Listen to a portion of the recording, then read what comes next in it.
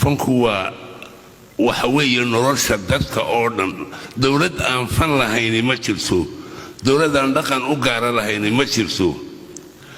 imka fankii xoogaa dhaawaca ku dhacay waxa ka soo dhaqdhaqaaqaya wali sugsugle oo isdhiibi weyday maryar mursal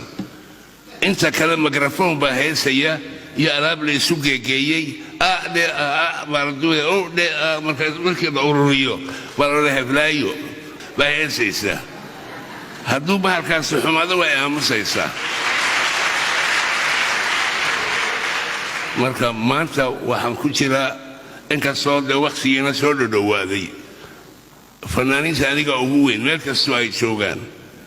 soomaalidana in yarun baanu isla egnahay 4 baa boqolkii iga hadhay waxaan jiraa waa 86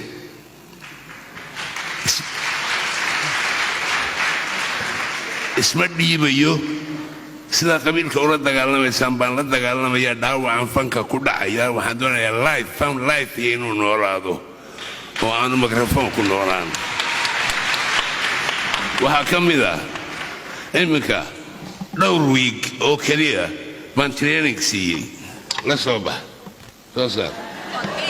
waa kaagii hoowe